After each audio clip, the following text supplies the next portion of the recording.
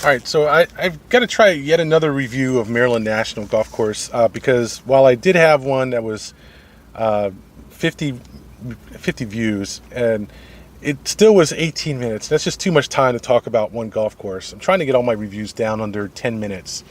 So basically chopping out the video and sticking to stills and so forth. What I would say about Maryland National ultimately is that it's a very decent course. I wouldn't say it's the world's most interesting course. I'd say it's a good course. It's an upscale course. It's in a corner of the Frederick area, which is unfortunately bounded by routes 70 on one side and Route 40 on the other. And it's sort of in a swale between those two, with 70 high and on the outside and 40 sort of on the lower right side of it. So when you come out of the clubhouse and you look to your right, you'll be looking back at Route 70, and when you look to the left, you'll be looking down at Route 40. And the problem with it, the big problem with this course is that noise, the noise coming off of 70. It's just omnipresent noise that you can hear over most of the course. And obviously the trucks and everything, every truck braking or whatever downhill, you can hear that. And even on 40, even though it's not very much traffic by comparison, you still hear the cars that pass by on Route 40. Because it's an open layout and an open course, for the most part, there's some woods type holes on the course, but still most of the holes are open. All this noise just washes down like fog on top of the course, and it is the background noise of the course. And in some parts of the course where you get over towards Route 70, right up on it, and it's right above you, it just gets to be, a little bit too much. So for about half the course, I'd say it's fairly quiet. For about a third of the course, there's a little bit too much noise.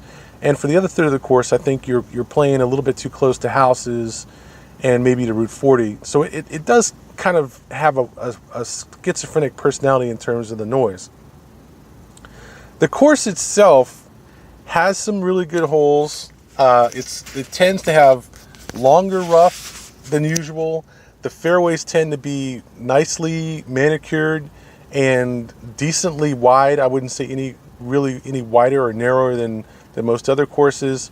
The major thing about the course that I took away from it really was just that the holes come in two types: either stacked next to each other with a thin strip of rough or a few trees between them, or in lanes of woods, lanes that are hacked out of the woods. And I wouldn't say that I really preferred one type or the other. I like the fact that there were both types there.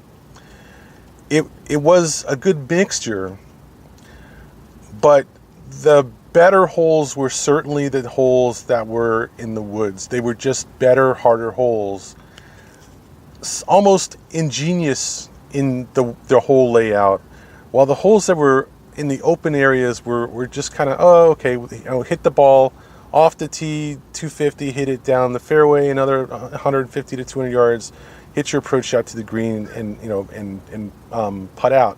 They didn't have the flair, the mystique of the holes that were in the woods. And part of the reason was because the holes that were in the woods were just above average holes. One of those holes is a 390-yard par 3 from the back tees. Another one, another two. One of them is a sort of a crescent left. You're hitting. It's about a 420-yard hole. You're hitting down into a chute in the woods. There's two creeks that cross the fairway. Then you're hitting to a green that surrounds the lake. The green is the border of the lake, so it goes around the right side, and you've got a wide part behind the lake and a narrow part on the right side. There's another par 3 where you're playing over another lake, and those holes, I think if the whole course was like that, it would be an amazingly good course. It isn't all like that. It's about half like that. And luckily, some of the holes that are more open are actually pretty ingenious holes also. Unfortunately, a lot of those holes are bordered by houses, and a lot of them are bordered by Route 40, and a lot of them are bordered by Route 70. And I don't think that they can quite carry the same level of interest that the other holes that are in the woods, are cut out of the woods, carry. And I think overall the course has some highlights and it has some lowlights. And while it's a really nice course overall, it certainly lets you down in a few places. While the clubhouse is really nice, it might be, just a little bit ostentatious for a golf clubhouse, which is more like a banquet hall in some ways. But it has good food. It has a great view, a great balcony, a great view of the course. I think it's a nice place, certainly upscale place. It might even be worth the kind of money they charge for you to play it. But there's really a lot going on in this course that you don't experience on other courses like Bull Run or Raspberry Falls. It has a lot going on there, but at the same time, it could be a little bit annoying. It could be a little bit too much variety on this course. And I'm gonna leave it here. This will be a short one. I'm gonna cut it off at about 7 minutes. The greens are decently nice. There's a fair amount of rough. Certainly I talked in my earlier video about the GPS system that they use here instead of using course markers.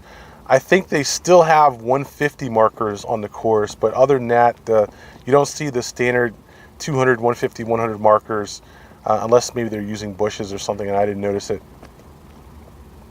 And it is a good, I think it's a good course. I certainly have to give it at least a B.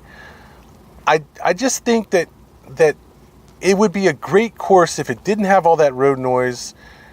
The houses don't really affect it a whole lot. I think there aren't that many houses. The waste is well placed, between the fairways on some of the holes, off to the side. You certainly have to hit over the waist on some of the tee shots, especially from the back tees. I think it just is a really good course. It's like a great glass of wine that has just a slightly weird aftertaste, or is a little bit too sweet and keeps you from really enjoying it by like the leader. It's good, but I wouldn't want to play this course more than a couple of times or 3 times. And mainly because of the road noise around the course. And other than that, I think, it's great. The views aren't all that great. The verticality is decent. You really aren't going to see a whole lot from the sides, around this course, as you would with any open course that's mostly on top of a hill or something. I'm going to stop talking about it. You really, experience it if you're intrigued so far. If not, I can understand passing it by. This is Maryland National in Frederick, Maryland. What am I saying? Maryland National in Frederick, Maryland. A good course, a good experience, but it still has a kind of funky aftertaste, which takes the joy out of the entire experience. But still, a lot of it's very good.